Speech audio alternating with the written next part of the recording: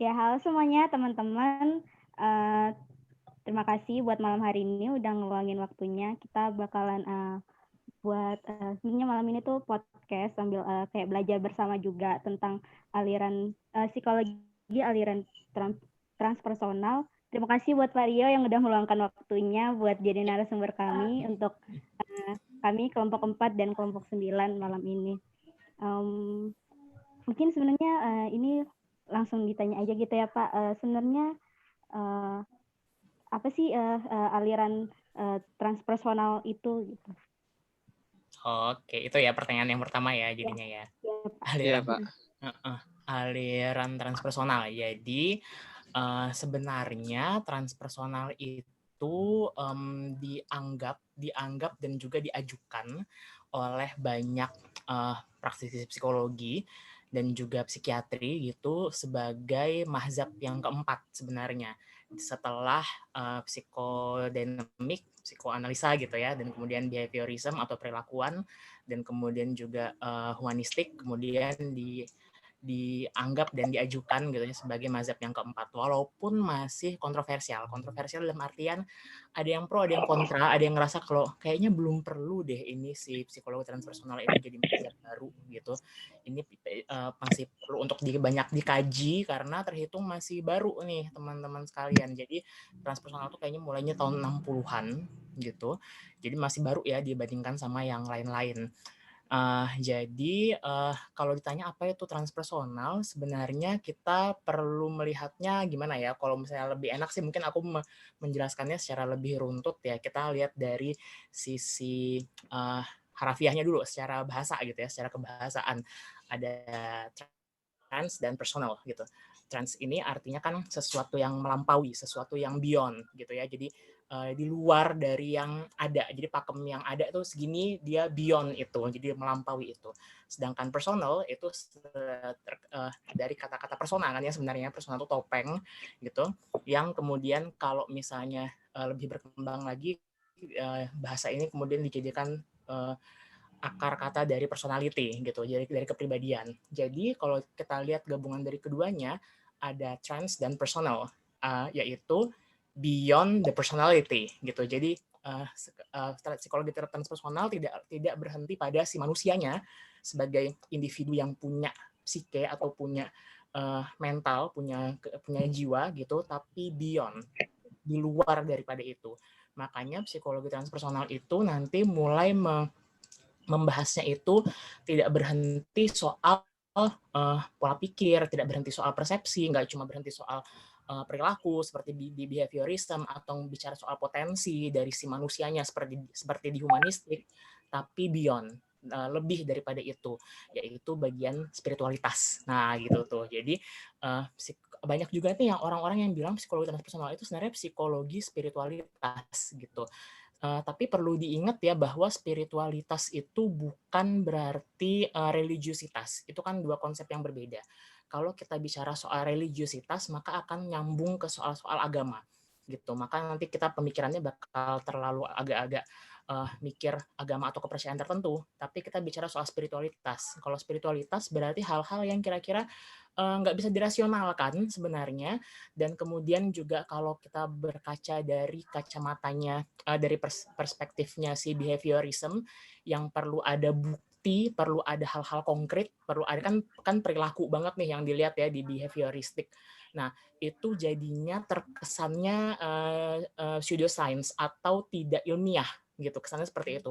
Itulah alasannya kenapa tadi di awal aku bilang bahwa psikologi transpersonal itu masih kontroversial. Jadi beberapa masih nganggap kok gitu ya gitu, kok ngomongin hal-hal yang nggak nyata ya, hal-hal yang terlalu abstrak, susah dipahami gitu, dan kemudian juga perlu pengalaman-pengalaman subjektif yang lebih mendalam untuk paham bahwa ada loh hal-hal di luar dari si manusianya untuk menjadikan itu bisa dibahas secara keilmuan gitu. Jadi ya kurang lebih gitu ya. Jadi psikologi transpersonal itu tentang spiritualitas jadinya. Adakah teman-teman yang mau nanya lagi? Ya, saya mau nanya nih. Saya penasaran nih, kenapa aliran transpersonal ini bisa muncul? Apa sih yang melatar belakangi kemunculan aliran tersebut? Ya. Oke. Aku coba menjawab ya, Selin ya. Ini sependek yang aku ketahui gitu ya. Jadi kalau dibilang aku orang yang banyak pakai pendekatan transpersonal, iya dalam berpraktek. Tapi kalau misalnya secara teoritis banget dan dalam artian sampai kemudian tahu sejarahnya banget, itu sebenarnya ya enggak juga, enggak segitunya aja. Jadi ya sependek yang aku ketahui aja gitu. Jadi sependek yang aku ketahui sebenarnya ada banyak hal yang konon katanya itu menjadi penyebab psikologi transpersonal itu lahir. Jadi kita lihat dulu dari pendahulunya nih, dari dari mazhab-mazhab sebelumnya. Kan tepat sebelum transpersonal itu adalah mazhab humanistik gitu ya. Di situ ada Rogers, ada Maslow gitu ya, terutama Maslow yang memperkenalkan si hierarchy of needs. Kalau kalian udah sampai ke sana materinya itu ada hierarchy of needs itu tentang Maslow gitu ya. Jadi si Maslow itu kan bilang bahwa piramida kebutuhan manusia itu kan yang hierarchy of needs-nya manusia itu paling atas itu adalah self actualization atau aktualisasi diri, di mana di situ manusia atau individu itu mengaplikasikan kebolehannya gitu ya, menunjukkan kepada orang-orang gitu ya, kepada halayak gitu, sehingga dia jadi punya harga dalam tanda kutip, jadi punya harga, jadi punya makna, jadi seseorang gitu ya, jadi dianggap itu yang dianggap manusia yang sehat. Nah, tapi Maslow juga melihat di tahun 60-an gitu ya, Maslow itu melihat bahwa ternyata ada sesuatu yang lebih daripada itu, tidak sekedar berhenti pada self-nya saja. Ini kan hierarchy of needs ini kan semuanya kan kebutuhan fisiologis, kebutuhan untuk rasa aman, kebutuhan dicintai, self esteem dan lain sebagainya, itu kan masih soal self, masih soal diri gitu. Nah, karena itu dia kemudian dapat kesadaran bahwa ada sesuatu yang beyond dari suatu self.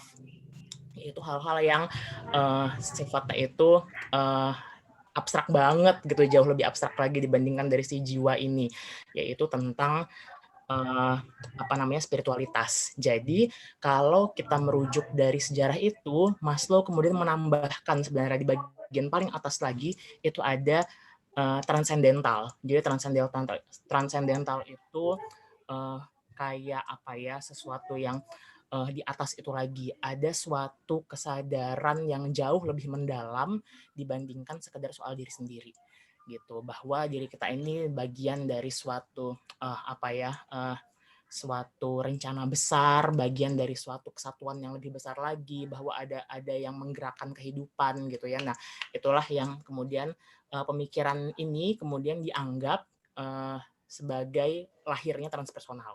Katanya seperti itu gitu. Tapi lagi-lagi kita punya beberapa teori nih sebenarnya. Yang kedua nih, tadi yang pertama ya, jadi soal pelengkap dari si hierarchy of needs-nya si Maslow. Terus yang kedua itu jadi pas tahun 1957-an, kalau nggak salah ya, 1950-an sampai 1975 itu kan terjadi perang Vietnam. Nah, perang Vietnam ini kan juga aku nggak terlalu ngerti sejarah ya, jadi yang sebatas aku tahu aja gitu. Kan Amerika tuh kan berusaha buat ngecaplok si Vietnam. Semoga aku nggak salah ya, ntar kalian cross check lagi deh. Nah, di situ banyak aktivis gitu ya, banyak orang-orang dari suatu komunitas-komunitas yang pecinta damai gitulah ya, itu agak protes dan kemudian bukan agak protes lagi, protes banget gitu ya, dan kemudian menganggap bahwa perang Vietnam ini kayak masa genosidanya Jerman, masa genosidanya Nazi gitu. Nah, jadi dianggap terlalu brutal, terlalu tidak berperikemanusiaan dan lain sebagainya, sehingga mereka ini kemudian semakin melirik, dunia barat ini kemudian semakin melirik budaya-budaya yang ada di timur. Nah, budaya-budaya yang ada di timur ini lebih kental soal spiritualitas gitu. Jadi eksotisme inilah yang kemudian menarik orang-orang. Jadi awalnya memang dari perang Vietnam ini mulai simpatik nih, dunia mulai simpatik sama hal-hal yang terjadi di dunia timur. Akhirnya mereka ngelihat, oh ternyata ada ya kayak kayak ajaran Buddha, ada kayak Tao gitu. Jadi hal-hal yang eksotis lah gitu ya, budaya-budaya yang eksotis dan berbau spiritualitas di dunia timur yang kemudian mulai diadaptasi bahwa oh ada benernya nih, ternyata perspektif itu manusia itu tuh nggak sekedar dirinya gitu ya. Karena kan kalau di barat kan, waktu di zaman-zaman itu kan nggak terlalu yang mendominasi kan adalah Kristiani gitu ya, dan itu mungkin dianggap kurang membahas manusia secara utuh gitu. Nah, karena itulah para pemikir, para peneliti itu mulai tertarik sama sisi timur gitu. Nah, dari situlah kemudian dilihat oh ada sisi spiritualitas yang penting untuk kita telaah lebih lanjut gitu. Nah, itu yang kedua. Terus yang ketiga, banyak kayak jadinya.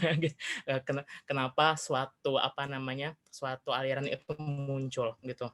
Nah, di zaman itu 1960-an, 1970-an itu lagi pada suka ini nggak sih kalian pada tahu yang ketahuan banget tuanya aku ya, pada tahu The Beatles nggak? The Beatles itu jadi kalau tahu ya tuh Rashid angguk-angguk kepala tuh gitu ya. Arya juga gitu mungkin tahu dari orang tuanya, mungkin tahu dari kakak-kakaknya atau gimana. Nah, The Beatles itu mereka bikin suatu lagu yang judulnya Lucy in the Sky with Diamond, LSD ya. Kalau disingkat itu kan tahu ya, Lucy in the Sky with Diamond, siapa tahu ada yang coba cari gitu, Lucy in the Sky with Diamond. Itu kan kayak apa ya, lagunya itu kayak orang yang lagi high, sebenarnya lagi dalam pengaruh obat-obatan gitu. Jadi Lucy in the Sky with Diamond itu kan disingkatnya LSD. LSD itu adalah suatu zat psikedelik gitu ya, suatu zat yang halusinogen gitu yang bikin seseorang itu merasa high. Dan kalau misalnya seseorang itu lagi high, lagi mabok gitu, halusinogen itu memperkuat persepsinya dan juga membuat persepsinya jadi lebih tajam, kesadaran itu jadi lebih mendalam, dan akhirnya proses kreatif itu muncul. Nah, hal-hal seperti ini banyak diminati oleh kaum-kaum hippies. Pernah tahu hippies nggak? Jadi hippies itu yang yang cinta damai banget gitu ya. Jadi yang pakaiannya tuh gombrong-gombrong, kadang-kadang juga beberapa mengarah ke nudisme dan lain sebagainya.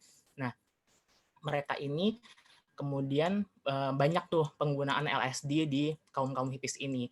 Nah, mereka merasa bahwa dari situ itu mereka ada pengalaman spiritual yang sebenarnya mereka dari mengkonsumsi si zat psikedelik ini ya, si LSD ini, yang membuat mereka itu merasa kayak semakin oke nih, ternyata ada sesuatu yang beyond gitu, ada sesuatu yang nggak sekedar berhenti di diri mereka sendiri, tapi ada mereka muncul pada suatu kesadaran yang lebih luas, suatu hal yang lebih grande gitu ya.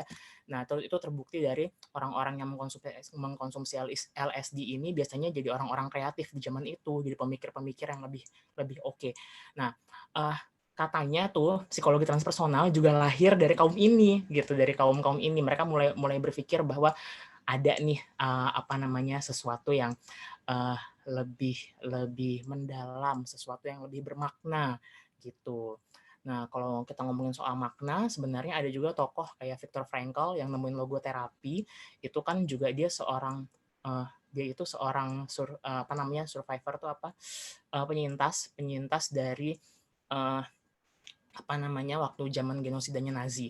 Dia kan kemudian kan membuat buku yang berisi tentang pendekatan-pendekatan dia terhadap kehidupan yang bermakna gitu. Nah, itu juga pemikirannya dia juga dianggap sebagai cikal bakal dari suatu dari gerakan transpersonal gitu. Nah, kalau kita mau mundur lagi, ini yang terakhir nih jadinya. Kalau kita mau mundur lagi ke belakang, sebenarnya Jung, pernah dengar atau pernah tahu Jung ya, Carl Gustav Jung gitu, yang juga sebagai seorang psikoanalis waktu zamannya Freud kan soalnya. Itu Jung itu sebenarnya juga kan dia tuh kan istilahnya tuh berantem sama perspektifnya Freud, karena Freud itu menganggap bahwa ketidaksadaran itu bagian dari sesuatu yang kayak sampah psikis deh gitu. Jadi kayak hal-hal yang sebenarnya itu karena suatu trauma, suatu perkembangan yang tidak sempurna, itu kan semuanya kan kemudian masuk ke dalam ketidaksadaran seseorang gitu, yang iceberg itu yang kayak gunung es itu. Nah, Kalau si Freud menganggap itu kayak sesuatu yang negatif gitu. Sementara Jung itu menganggap ketidaksadaran atau hal-hal yang sebenarnya tidak disadari manusia itu dia sebut sebagai kesadaran kolektif. Kesadaran kolektif ini sebenarnya semakin terhubung manusia dengan si kesadaran kolektif ini, maka dia spiritualitasnya semakin baik dan karena itu dia malah semakin sehat jatuhnya gitu. Nah, dari sinilah kemudian pemikirannya Jung sebenarnya dari bertahun-tahun yang lama sebelumnya itu waktu zaman psikoanalisa itu dianggap sebagai bagian dari apa itu namanya pemikiran dasar dari psikologi transpersonal gitu, kurang lebih gitu. Semoga bisa dipahami ya panjang lebarnya. Gitu tuh Selin dan teman-teman yang lain. Gimana teman-teman? Cukup jelas ya penjelasan dari bapaknya. Lumayan.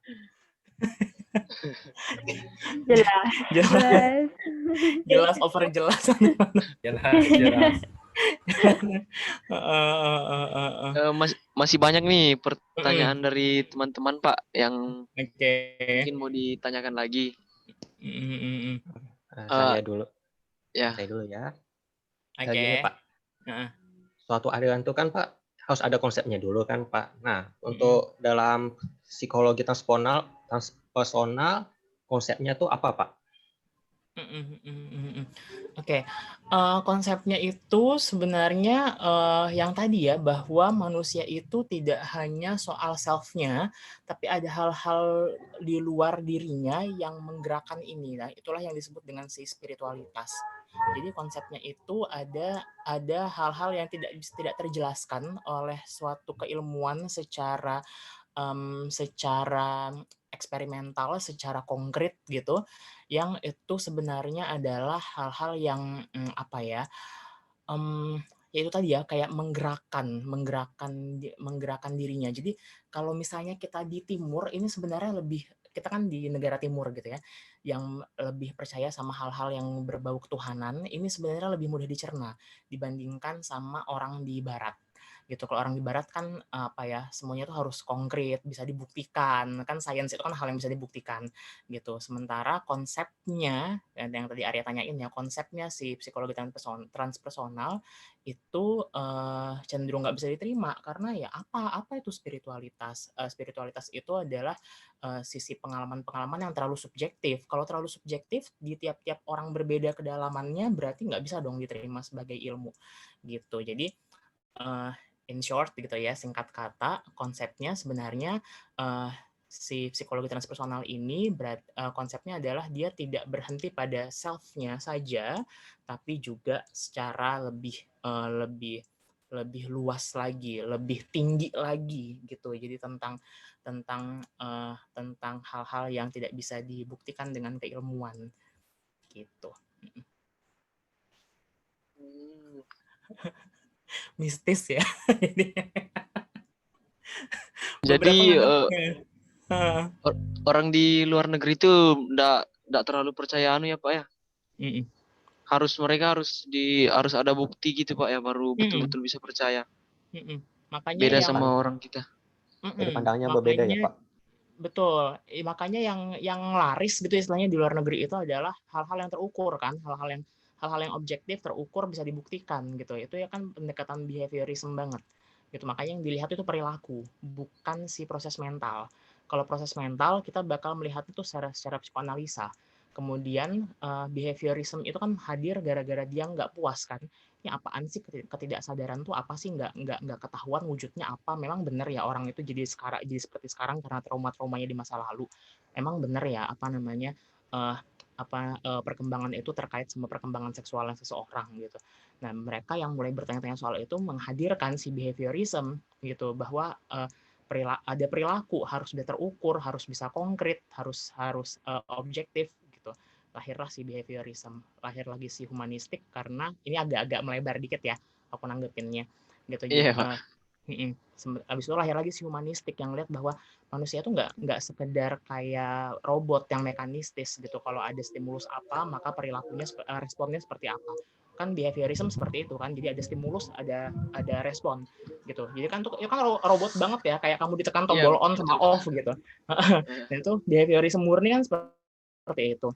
Kemudian sebelum ke situ kan sebenarnya ada kognitif gitu ya. Kalau tahu teori ABC-nya si Albert Ellis itu kan sebenarnya kan muncul tuh sisi kognitifnya, sebenarnya ada pikiran sebelum suatu perilaku muncul. Jadi stimulus dipikirin dulu, kemudian muncul respon gitu. Si humanistik kemudian muncul nih sebagai mazhab ketiga yang bilang bahwa enggak, manusia tidak cuma seperti itu. Tapi manusia itu adalah orang yang penuh dengan potensi. Jadi kita juga harus lihat potensinya gitu jadinya. Muncullah si humanistik naik. Maslow-nya muncul pemikiran bahwa ada hal lagi yang di atasnya itu akhirnya transpersonal.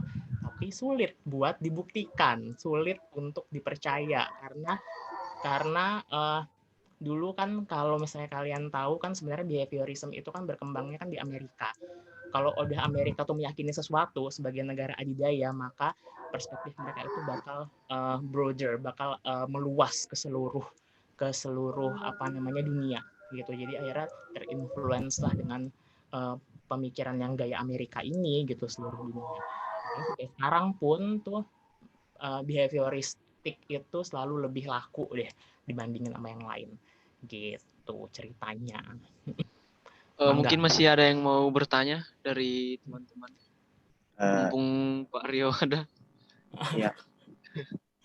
Kan gini Pak, kan tadi Bapak ada membahas sedikit tentang psychedelic Pak ya. Benar. Nah itu saya mau tanya Pak, apa penyebab munculnya psychedelic di era 60-an sampai 70-an itu Pak? Jadi zat-zat yang psychedelic atau itu kan sebenarnya kan terkait sama zat zat halusinogen gitu ya. Waktu di zaman itu kan zaman nggak enak gitu ya, bahwa Amerika tuh kan jadi kayak terlalu, sebenarnya kan dia itu apa sih haluan negaranya itu, aku juga bingung, bukan ahli sejarah sih lagi-lagi. Nah, tapi intinya banyak ketidakpuasan plus juga negara ini membebaskan adanya banyak pemikiran gitu. Jadi akhirnya hal-hal yang terkait sama zat-zat adiktif tertentu itu kan kayak dilegalkan gitu. Nah, makanya ada zat-zat yang dalam artian psikedelik ini tadi, yaitu hal-hal yang membuat seseorang jadi lebih berhalusinasi. Kalau misalnya dilihat dari sisi psikoanalisa, ini pasti jadinya suatu gangguan gitu. Tapi kalau dilihat dari sisi akar dari pemikiran transpersonal, ini malah jadi gerbang suatu pemikiran kreatif yang lebih mendalam, lebih luas gitu ya. Jadi memang sih kalau ditanya apa yang menyebabkan ini muncul, saat hal-hal yang psikedelik ini, ya mungkin karena dilegalkan gitu ya di negara barat, penggunaan atau pengkonsumsian zat-zat seperti ini yang membuat seseorang jadi berhalusinasi itu dilegalkan, diperbolehkan gitu jadinya. Oh, maksud di negara-negara barat Pak, di semua negara barat kah atau ada negara-negara tertentu aja yang membebaskan itu Pak? Sependek yang aku tahu Amerika pastinya gitu ya, sebagai negara yang yang paling kuat gitu ya, itu punya waktu di zaman itu tidak punya aturan khusus yang mengilegalkan itu, jadi akhirnya dibolehin aja gitu. Itu yang bikin high, bikin jadi lebih kreatif malah jadi orang-orangnya yang mengkonsumsi itu gitu. LSD itu kan dipakai sampai zaman sekarang ya, LSD itu kan dipakai sama konon katanya nih gitu, itu dipakai sama artis-artis sebenarnya, orang-orang yang yang kreatif banget, yang pemikiran tuh out of the box gitu ya. Kok bisa sih mikir ke arah itu gitu. Nah, ini kan para entertainer kan biasanya kan konon katanya mereka ini ya mengkonsumsi obat-obatan sebenarnya gitu. Makanya bisa lahir pemikiran-pemikiran ini kayak gitu. Tapi bukan berarti transpersonal itu orang yang obat loh ya. Enggak. Bukan seperti itu. Itu cuma anunya aja, akarnya dulu gitu. Tapi itu terlarang kan Pak, obat-obatan itu? Sebenarnya kan terlarang. Secara regulasi kesehatan kan kalau misalnya itu dikonsumsi secara berlebihan dan tidak sesuai dosis kan jadinya adiktif ya gitu. Jadi bakal membuat dopaminmu itu bocor gitu, yang akhirnya bikin kamu jadi terlalu senang dan nggak bisa kan adiksi kan gara-gara itu sebenarnya, dan nggak bisa bikin neokorteksmu yang ada di di belakang jidat kita ini gitu itu jadi apa namanya jadi tidak berfungsi, padahal fungsi neokorteks ini kan fungsi manusia kan ada di sini, yaitu untuk mempertimbangkan, akhlak juga ada di situ gitu ya, moral di situ, analisa di situ, pokoknya hal-hal yang executive decision lah, itu kan ada di neokorteks kan, kalau kalian belajar di FAAL kan ada. Ini kan kalau dopaminnya terlalu banjir ke depan karena adiksi, itu kan jadi nggak bisa muncul pertimbangan-pertimbangan yang baik gitu. Tuh, jadi meluas ya, makanya psikologi itu asiknya tuh gitu tuh, semua mata kuliah itu sebenarnya nyambung gitu. Ya, mungkin siapa ada lagi yang mau nanya? Ada lagi? Kalau itu Pak, apa yang mencetuskan pertama kali ini tokohnya gitu yang kasih tahu kalau tentang aliran transpersonal ini siapa Pak? Kalau tokohnya memang karena ini tidak segamblang di pendekatan lain ya. Kalau di pendekatan lain kan kelihatan jelas ya. Jadi ada misalnya kayak apa itu namanya psikoanalisa atau Freud gitu. Kemudian kalau misalnya si behavioristik itu Skinner gitu kan langsung ketahuan gitu karena orangnya betul-betul apa namanya sangat ahli di bidang itu, jadi mencetuskan teori itu gitu karena kalau di transpersonal karena pendekatan ini tuh kayak udah jadi pelengkap, jadi pasti ada orang-orang tuh yang crossing gitu ya, apa namanya, nyebrang gitu sebenarnya. Jadi orang-orang di mazhab humanistik kayak model-model Maslow, Frankl gitu ya, kemudian William James itu nyebrang gitu ya, melihat bahwa yang itu tadi yang aku jelaskan di awal, ada sesuatu yang beyond ourself gitu, sesuatu yang dia melampaui dari sekedar self kita.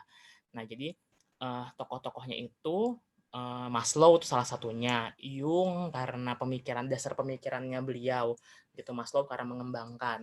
Kemudian ada juga tokoh-tokoh kayak siapa namanya Assagioli itu adalah psikiater dari Italia gitu ya. Assagioli ini yang kemudian kalau misalnya kalian cari di Google egg diagram gitu. Egg diagram itu diagram telur. Nah, struktur kepribadian transpersonal itu dirumuskan sama Assagioli. Nah, itu sumbangan terbesarnya Assagioli itu. Jadi ada diagram telur. Kalau ada yang mau sambil googling boleh egg diagram atau diagram telur. Itu jadi struktur kepribadiannya itu bukan mirip ya, kayak hasil pengembangan dari struktur kepribadiannya psikoanalisa. Jadi ada sesuatu yang ketidaksadaran yang paling bawah, terus ketidaksadaran yang tengah, ketidaksadaran yang paling tinggi, baru abis itu kemudian yang bikin dia jadi kayak telur tuh karena dia kemudian dilingkupi oleh sesuatu yang namanya si transpersonal itu tadi.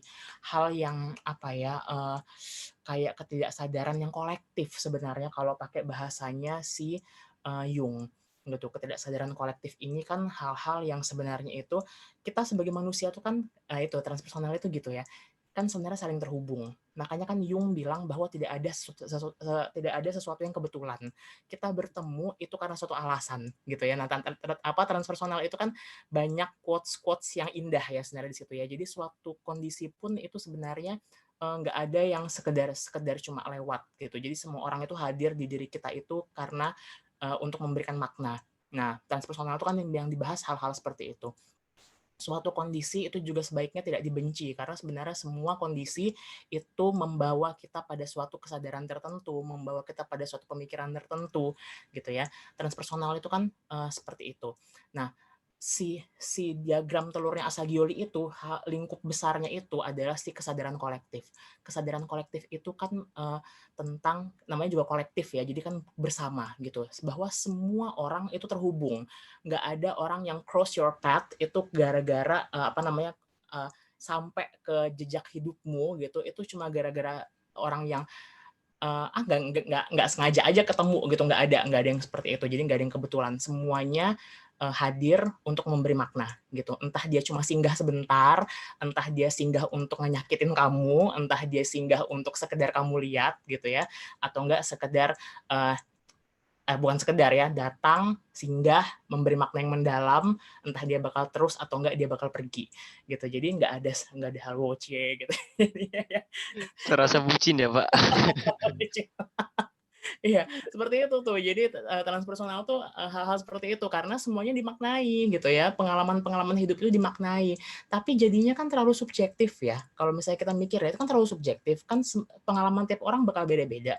Makanya para pemikir atau orang yang behaviorism minded banget, itu apaan? Itu mah bukan ilmu namanya gitu tuh jadi mikirnya. Nah, gitu. Jadi makin kerasa ya, makin kerasa kenapa sih di mazhab kok tidak kunjung diformalkan kayak gitu ya. Kayak apaan sih transpersonal tuh masih banyak yang mikir itu mah bukan ilmu namanya, itu cuma kalau orang Jawa, aku orang Jawa soalnya ngomong istilahnya tuh gur liwang liwung, tau nggak gur liwang liwung? Gur liwang liwung apa ya? Kayak apa ya, mistis lah gitu ya, mistis itu nggak terjelaskan, nggak bisa dirasionalisasi kayak gitu, jadinya ya itu gur liwang liwung itu tadi kalau orang Jawa ngomongnya gitu. Ngomongin tokoh-tokohnya ya jadinya, kalau dibilang pencetus pertama tadi Elsa, jadi nggak ada yang benar-benar kayak dianggap sebagai oh ini nih pencetusnya transpersonal gitu, nggak ada yang kayak gitu. Bahkan tadi kan sejarah berkembangnya aja kan luas ya, ada banyak perspektif yang masuk ke situ gitu. Nah, ada lagi kayak model si Margaret Ruffler, itu orang Belanda kalau nggak salah, yang tadi aku rekomendasikan buat kalian baca, itu yang banyak meneliti soal transpersonal. Margaret Ruffler itu pentingnya, Margaret Ruffler itu orang Jerman apa ya? Aku soalnya pernah ikut di seminarnya beliau dan beliau itu tidak berbahasa Inggris. Aku lupa dia orang mana itu pokoknya. Nah, itu si Margaret Ruffler itu dia berusaha sekali menjadikan transpersonal sebagai suatu ilmu. Karena itu diteliti jadinya sama dia. Penelitian-penelitiannya beliau ini dianggap sebagai hal-hal yang lebih ilmiah gitu jadinya. Jadi pengalaman-pengalaman subjektif ini dibuat lebih ada buktinya lah gitu, walaupun akhirnya berujung pada tuh beda-beda kan setiap orang gitu. Nah, akhirnya seperti itu. Namanya juga ini semangatnya dari semangat humanistik, individual differences sangat dihargai gitu. Jadi ya memang seperti itulah. Kemudian siapa lagi ya tokohnya ya? Aku agak-agak lupa. Yang jadi tokoh juga itu ada kayak William James tadi yang aku sebutkan beberapa kali. William James itu sebenarnya orang humanistik juga. Dia itu pernah bikin buku, judulnya itu aku lupa bahasa Inggrisnya, tapi kalau di Indonesia kan artinya itu adalah variasi dari pengalaman spiritual. Nah itu, jadi buku itu juga dianggap sebagai jejak yang apa namanya, kok layarku tiba-tiba apa namanya, William James gitu, ke bukunya itu, bukunya sama tahun 60-an juga bukunya itu. Jadi variasi dari pengalaman spiritual atau pengalaman religius, apa ya aku lupa, kayaknya religius deh kayaknya, karena dia juga bahas soal agama Samawi atau agama Samawi ya. Kalau misalnya yang apa namanya, kalau itu kan bahasa Arab sebenarnya, Samawi itu kan agama langit. Jadi agama-agama yang kayak Islam, Katolik, Kristen itu kan agama-agama langit. Maksudnya langit itu ada messengernya di dunia, ada nabinya gitu yang membawa si agama itu. Sedangkan ada agama bumi atau agama yang ardi. Ardi itu kan artinya bumi ya kalau bahasa Arab. Itu kan agama yang tercampur sama budaya, misalnya kayak Hindu dan Buddha gitu. Kita bukan ngomongin benar dan salah ya, tapi kemudian setiap kepercayaan ini sama juga Konghucu juga dianggap sebagai agama ardi, agama bumi gitu. Setiap kepercayaan ini akan membawa suatu pengalaman spiritualitas yang berbeda-beda gitu tuh jadinya. Nah, itu yang dibahas di bukunya si William James di tahun 60-an. Varieties of Religious Experience. Mungkin judulnya itu. Aku lupa. Aku lupa. Itu pokoknya. Nanti bisa dicari-cari lagi. Ada tuh. Jadi toko-toko transpersonal itu beberapa dari toko humanistik juga Pak ya? Benar. Jadi memang orang humanis itu kan itu ya, humanis itu kan dia betul-betul memanusiakan manusia gitu ya. Jadi karena itu dia percaya bahwa orang tuh punya potensi, karena itu mereka tuh pemikirannya tuh cenderung berkembang. Ada dosenku dulu ya, namanya Pak Irwan Nuryana Kurniawan. Aku terima kasih banyak Bapak Irwan sudah mengajarkanku tentang gimana sih cara terbaik buat memahami sejarah psikologi gitu. Beliau tuh bilang gini, kalau kamu ngomongin soal hal-hal di belakang itu berarti psikoanalisa gitu. Hal-hal yang di belakang nih yang udah kejadian gitu ya, itu berarti psikoanalisa. Kalau kamu bicara soal hal-hal yang sekarang gitu ya perilakumu gitu, itu berarti behavioristik. Kalau kamu bicara soal hal-hal yang terkait sama perilakumu dan kemudian pikiranmu, itu berarti BT, behavior therapy dong jadinya. CB, cognitive behavioral jadinya gitu. Jadi ada sisi mikirnya gitu. Kalau kamu ngomongin hal-hal apa yang bisa kamu lakukan ke depan, itu adalah humanistik karena dia percaya nih orang punya kemampuan, karena itu dia bakal maju ke depan gitu jadinya. Ini kayak suatu hal yang jadi membedakan tiap-tiap pendekatan gitu. Nah, transpersonal di mana? Nih orang udah maju ke depan, dia akhirnya bakal mikir ke atas setelah itu. Nah, itu transpersonal tuh seperti itu, gampangannya gitu ya, cara memahaminya gitu. Tapi itu sebenarnya simplify banget ya kalau misalnya kalian telaah lebih dalam, sebenarnya bukan sekedar dulu, sekarang, dan masa depan dan ke atas gitu ya, tapi ada hal-hal yang di luar dari itu. Tapi itu menyimpulkan, dan itu waktu itu kalau sampai sekarang nih aku ngerasa itu adalah cara paling enak buat aku paham. Oh, ini kalau yang ke belakang tuh trauma, belakang itu hal-hal yang udah lewat, itu berarti psikoanalisa. Ya gitulah jadinya. Gitu. Semoga membantu. Bagus itu diterapkan, Pak. Diterapkan. Gitu tuh. Mungkin ada pertanyaan lain yang mau ditanyakan sama teman-teman? Rema mau bertanya. Gimana ya. Rema? Apa sih dampak dari aliran transpersonal bagi ilmu psikologi di dunia, Pak? Oke. Ini pertanyaan yang aku yakin bahwa apa yang akan aku jawab sekarang mungkin akan berbeda pada saat kita menginjak beberapa tahun ke depan gitu ya. Karena kalau bicara dampak kan sebenarnya kan bakal sustainable ya, biasanya terus menerus gitu. Jadi ada aja perubahan terus ya, Pak. Perubahan. Kok sustainable sih? Allah, aku ngomong apa sih? Ya gitu. Pokoknya terus ada aja gitu ya, maksudnya berkembang terus. Berkembang. Nah, kalau misalnya ngomongin soal dampaknya adalah lahir, kita bicara di ranah teoritis dulu ya, lahir konstruk-konstruk psikologis yang tidak hanya soal, dulu tuh ya, konstruk psikologis itu soal yang pertama kali gara-gara muncul psikoanalisa, semuanya ngomongin soal gangguan gitu ya, gangguan ini, gangguan itu, apa segala macam gangguan aja pokoknya. Dan kemudian pas sudah muncul behavioristik yang diomongin itu stimulus apa menghasilkan apa kayak gitu. Makanya ilmu-ilmu parenting itu kan kebanyakan lahir dari behaviorisme, karena apa yang diberikan itulah yang akan dituai, kan selalu seperti itu jadinya. Ilmu-ilmu humanistik mulai nih ngomongin soal kepercayaan diri, ngomongin soal kemampuan untuk memimpin kayak gitu-gitu. Jadi kan yang potensi-potensi gitu ya jadinya ya, konstruk-konstruk di psikologi itu kan seperti itu yang diomongin. Setelah muncul transpersonal, mulai nih muncul hal-hal kayak mindfulness. Pernah dengar nggak mindfulness? Jadi kesadaran di sini kini. Mulai nanti kalau misalnya ada yang belum tahu bisa sambil googling ya, tapi muncul konsep-konsep seperti ini, mindfulness. Terus self compassion itu juga muncul gara-gara si transpersonal. Self compassion itu tuh kayaknya itu kalau orang awam ngomongnya self love. Nah itu tuh, jadi rasa cinta pada diri sendiri. Nah hal-hal seperti itu yang betul-betul terkait sama modern mental health itu tuh sebenarnya konsep-konsep dalam psikologi positif kayak gratitude, kebersyukuran gitu ya, hope, harapan, kemudian kayak silver lining tuh mengambil hikmah di balik kesusahan. Terus abis itu kayak model strength karakter kuat gitu. Nah itu hal-hal yang sebenarnya itu udah ada interaksi di situ. Ini bukan lagi soal manusia yang bisa mengembangkan dirinya, tapi ada sesuatu yang luar, ada sesuatu yang lebih besar lagi yang menggerakkan ini semua. Lahirlah konsep-konsep dalam psikologi positif. Makanya transpersonal ini akan erat kaitannya dengan psikologi positif gitu. Psikologi positif kan bukan lagi ngomong soal manusia itu dari -1 jadi 0 tuh pulih ya. Kalau kita ngomongin soal ini agak nyerempet ke psikologi positif ya. kan kalau kita ngomong pakai pendekatan psikoanalisa misalnya, orang itu kan kalau sakit itu kan minus sekian gitu ya, jadi ada gangguan tuh minus, kemudian dia bakal jadi 0 kalau dia pulih kembali ke titik 0 gitu.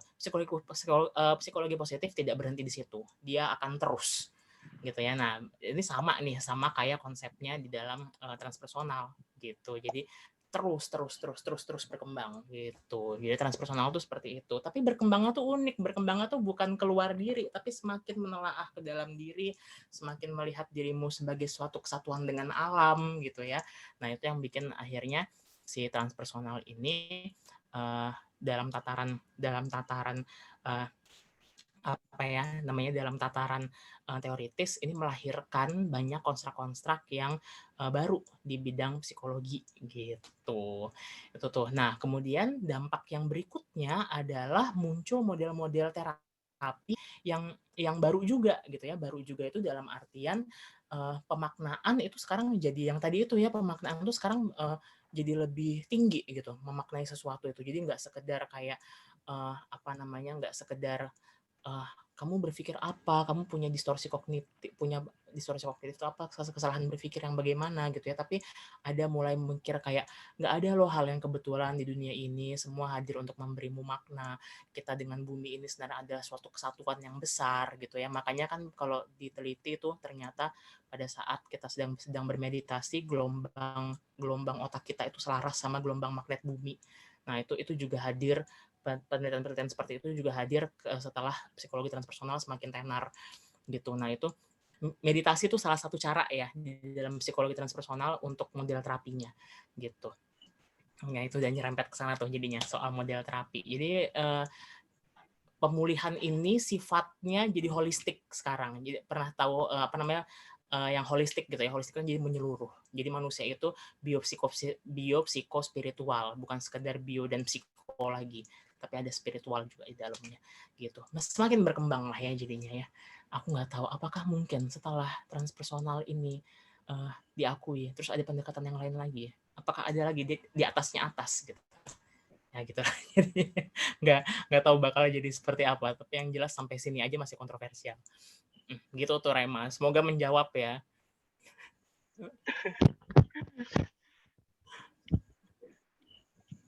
Gimana Rema? Terjawab kah pertanyaannya? Karena itu nggak bisa ditentuin sekarang ya Pak ya. Bakal berkembang lagi, bukan nggak bisa ditentuin sekarang ya, bakal berkembang lagi. Karena dia terus berkembang ya Pak. Terus berkembang dunia. Jadi kayak selalu berbeda gitu Pak. Iya. Bakal ada lagi deh gitu. Nanti kita tentuin bilang yang kita udah putusin yang ini sekalinya masih berkembang. Ada lagi gitu ya. Iya Pak. Ada lagi kah yang mau bertanya? Nia mau bertanya. Gimana Nia? Tapi ini tentang apa sih Pak? Saya mau menanyakan apakah model jiwa punya hubungannya dengan aliran transpersonal? Apa gimana Nia?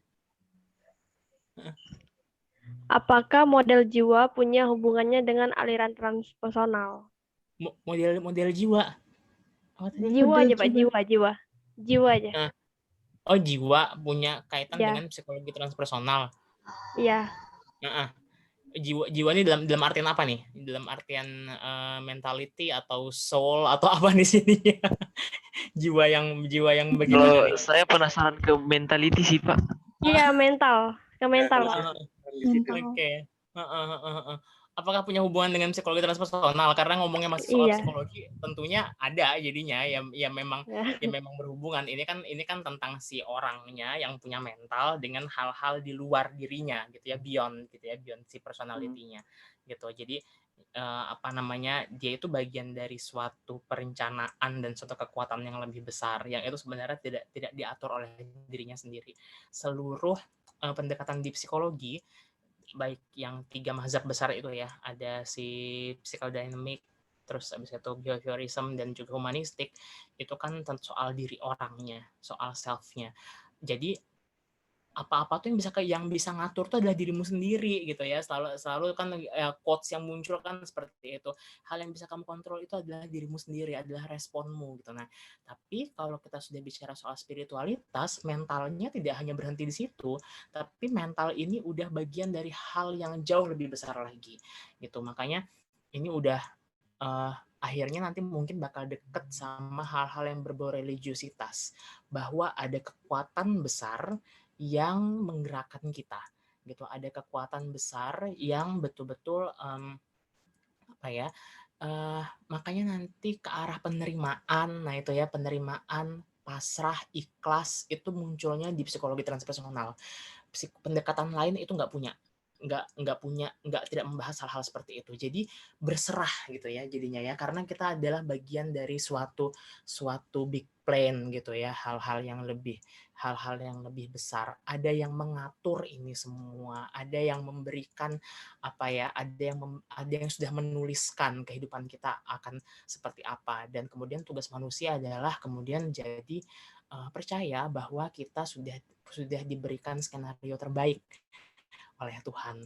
Jadi beda ya jadinya ya, pendekatannya jadi beda banget. Ini bukan sekedar lagi soal dirimu yang mau jadi apa, tapi kamu itu udah ada yang ngatur. Bukan berarti jadi seseorang yang apatis, yang kemudian jadi pasif, nggak ngapa-ngapain gitu ya, tapi punya pemikiran yang justru lebih positif.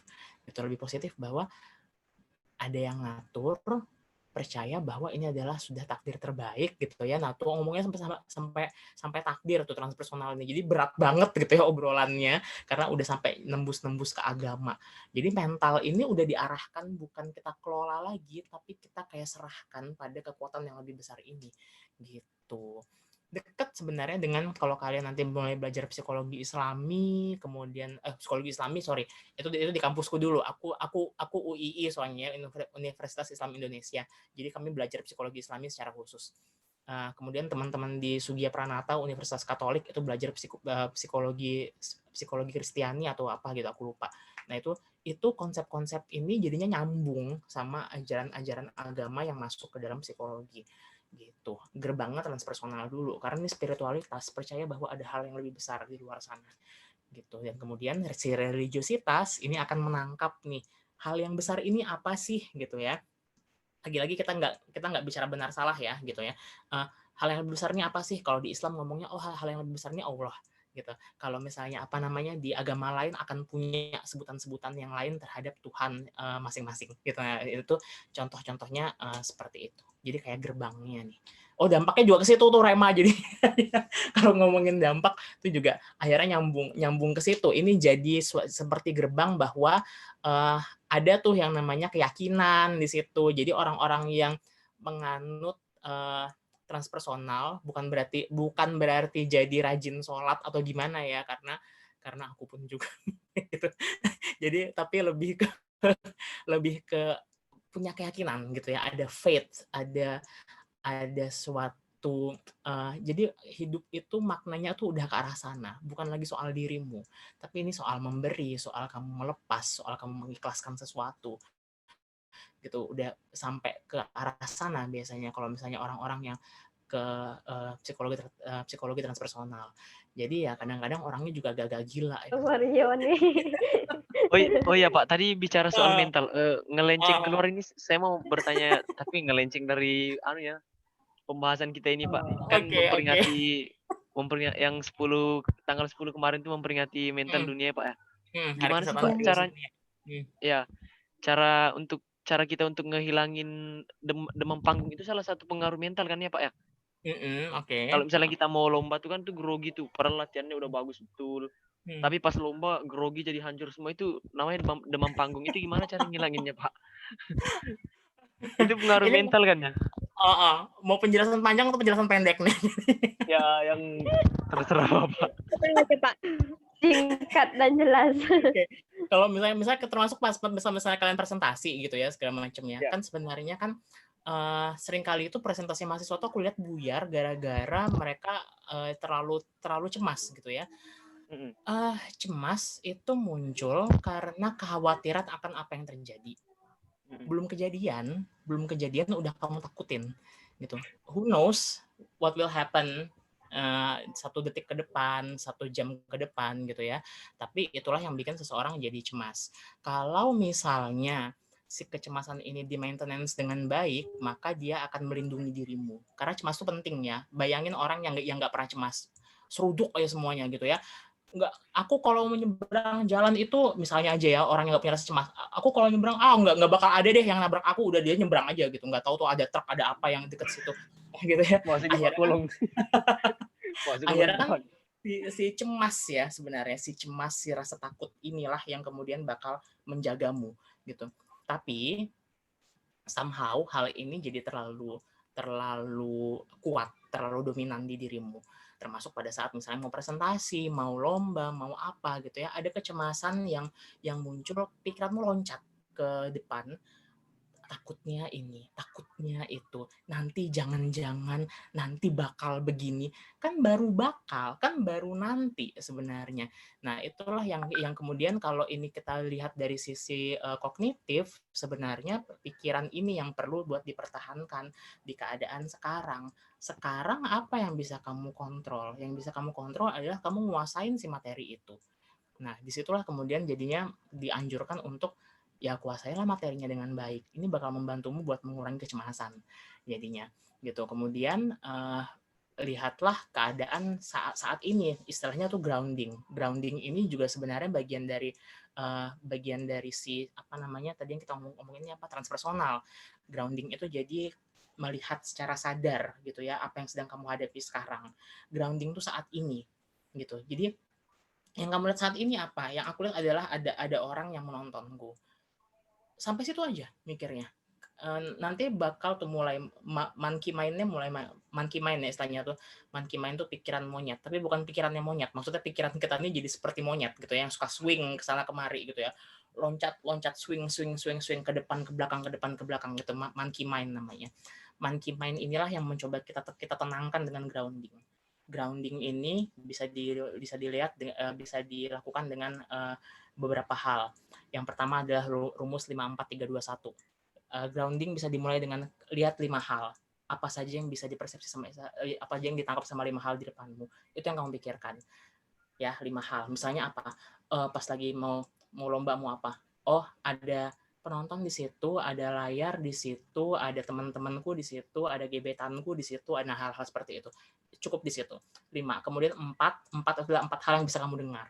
Gitu ya, 4 hal yang bisa kamu dengar itu apa? Ini membantu buat grounding ya. Kemudian 3 hal yang bisa kamu rasakan di kulitmu. Gitu. Kemudian 2 hal yang bisa kamu cium, 1 hal yang bisa kamu kecap apa gitu. Jadi sebenarnya lagi mencoba untuk ngeling sama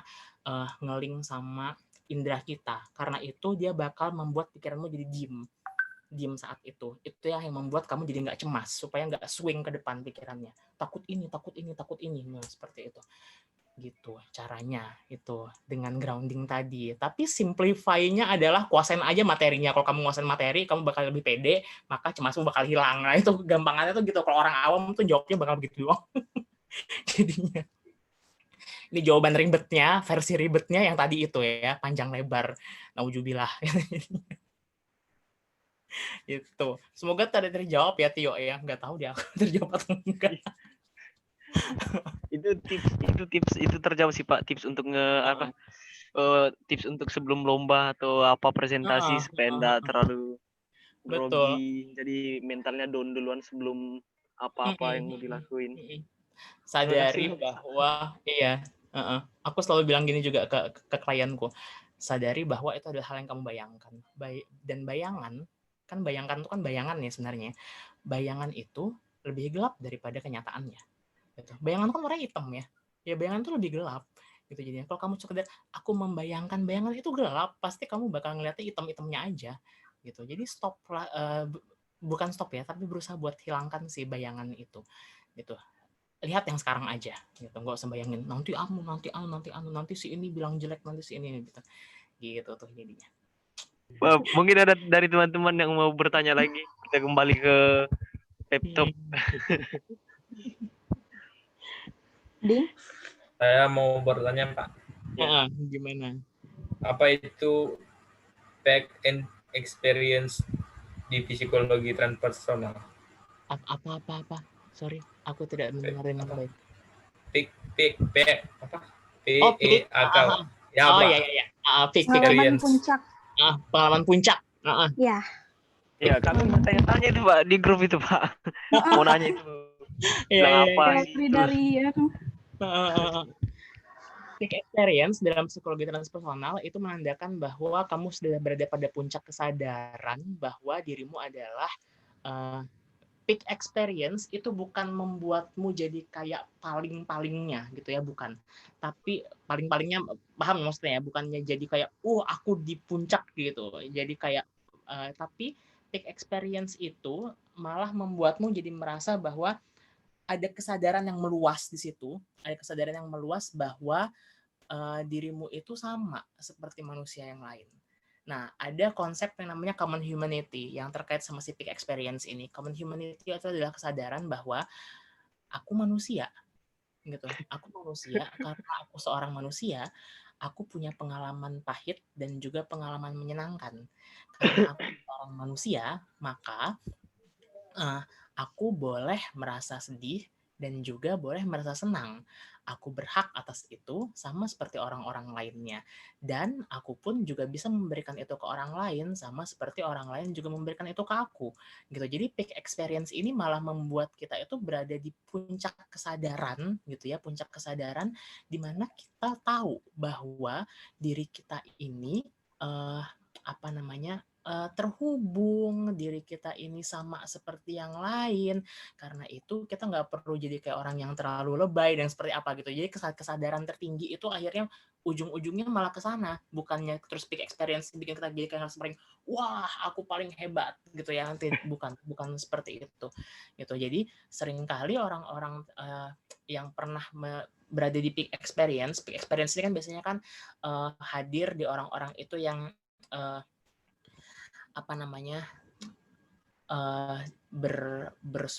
bermeditasi gitu ya. Nah, jadi dia akhirnya dapat pemaknaan yang mendalam soal kehidupan. Kemudian orang-orang yang NDE apa near death experience, mati suri. Nah, itu dia. Jadi orang-orang yang seperti itu kan katanya itu juga dibahas tuh di transpersonal, pengalaman-pengalaman mistis seperti itu. Orang-orang yang seperti itu kan melihat ternyata kehidupan dia kayak hal-hal di luar dari kehidupannya untuk waktu sesaat. Biasanya pas dia bisa balik lagi ke dunia gitu ya, jadinya bakal lebih bijak. Nah, seperti itu. Itu peak experience juga berada di situ. Orang-orang yang sedang dalam ritual ibadah, aku kurang tahu yang lain ya. Aku jadi mencontohkan yang sesuai keyakinanku aja. Misalnya lagi sholat gitu ya. Lagi sholat itu lagi khusyuk banget, lagi bener-bener ngerasa kayak menyatu banget, kayak sholat tahajud gitu misalnya di sepertiga malam gitu. Nah itu kita jadi ngerasa kayak lebih dekat sama Tuhan. Nah itu peak experience tuh di situ gitu. Jadi kita di pengalaman puncak kita sebagai manusia, kita jadi kayak ngerasa kalau aku kurang tahu nih kalau yang agama lain. Jadi aku sekedar sekedar mungkin ke arah yang kalau seorang muslim itu kan kalau sholat tahajud kan biasanya bisa jadi nangis ya gitu ya. Kalau aku tanya ke teman-temanku yang lain, biasanya orang-orang yang beragama Katolik atau yang Kristiani pada saat sedang mengagungkan Tuhan dengan puji-pujian itu juga kadang-kadang jadi berbes gitu, jadi jadi kayak ngerasa Tuhan tuh dekat, kita merasa kecil gitu ya. Nah itu pengalaman yang sebenarnya kurang lebih sama orang-orang yang lagi sholat tahajud gitu. Itu peak experience-nya ada di situ. Justru kita jadi ngerasa kayak kecil, kita tuh kayak sesuatu yang ada hal besar di luar sana, ada hal-hal yang mengatur ini semua dengan indah gitu ya. Peak experience tuh begitu. Jadi bukan jadi kayak di atas di puncak gimana gitu ya, tapi ini malah membuka kesadaran ke hal-hal yang bikin kita jadi lebih tenang, jadi lebih humble, jadi lebih bijak menjalani kehidupan gitu. Kayak gitu tuh jadinya. Sependek yang ku tahu siapa tahu kalian dapat literasi yang lain, tapi aku selama ini memaknai peak experience dalam psikologi transpersonal itu seperti itu. Kita mengantarkan si klien untuk arah sana sebenarnya dalam psikologi transpersonal gitu.